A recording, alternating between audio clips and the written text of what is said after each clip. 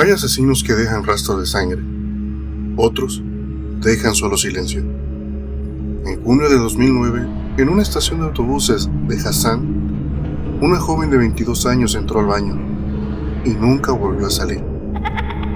Se llamaba Anita. Cuando la encontraron, no tenía heridas visibles, solo una sustancia en su cuerpo que no debería estar ahí: cianuro.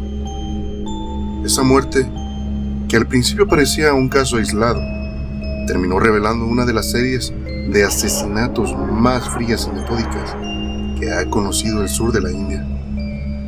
El responsable no era un desconocido con aspecto de criminal, sino un profesor de primaria. Se hacía llamar Mohan Kumar. La prensa terminó poniéndole otro nombre: Sianit Mohan. Mohan nació en 1963 en un pueblo pequeño de Dashinaka. Era una familia pobre. Estudió, se convirtió en maestro y durante años dio clases a niños. Era educado, callado y de buenos modales.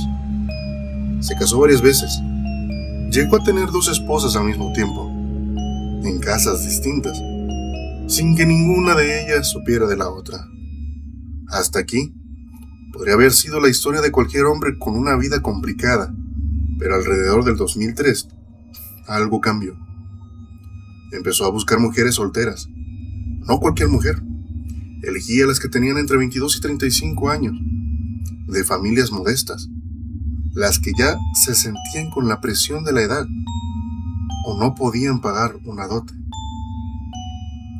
Las abordaba en paradas de autobús, con una propuesta que sonaba casi imposible: me caso contigo, sin dote, solo tú y yo.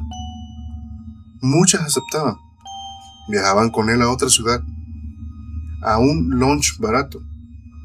Allá tenían relaciones, y después Mohan sacaba una pastilla. Le decía que era un anticonceptivo, para que no quedaran embarazadas. Sin embargo, lo que contenía esa medicina era cianuro.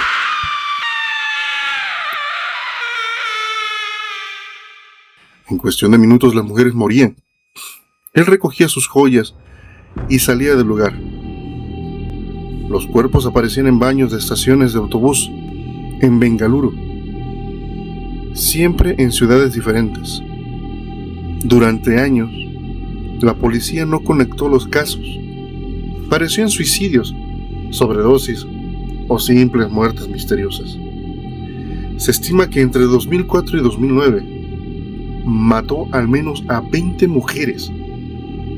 Algunas fuentes hablan de más. Él mismo, después de ser detenido, llegó a mencionar cifras más altas. Todo empezó a desmoronarse con Anita. Cuando desapareció, su familia no se conformó. La policía rastreó su teléfono. Esa pista los llevó a otra mujer que también había desaparecido.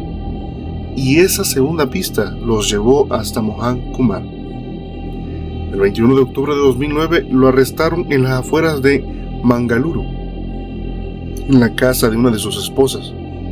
Allí encontraron pastillas de cianuro, joyas de varias víctimas, teléfonos y documentos falsos.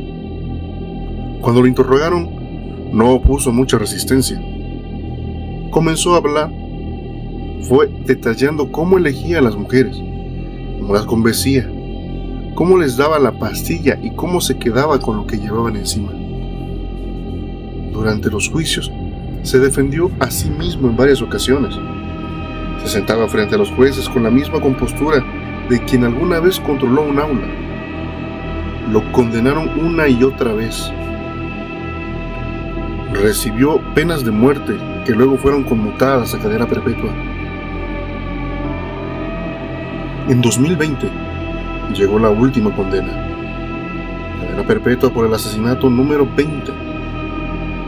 Hoy sigue vivo, cumpliendo su sentencia en la prisión de Gildanga, en Belagavi. Lo más inquietante de esta historia no es solo la cantidad de víctimas, es lo ordinario que parecía el asesino.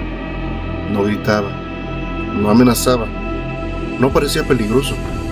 solo ofrecía lo que muchas mujeres necesitaban desesperadamente vivir en aquel país indio, que alguien las elegía sin condiciones. Y esa promesa fue, para al menos 20 de ellas, la última que escucharon.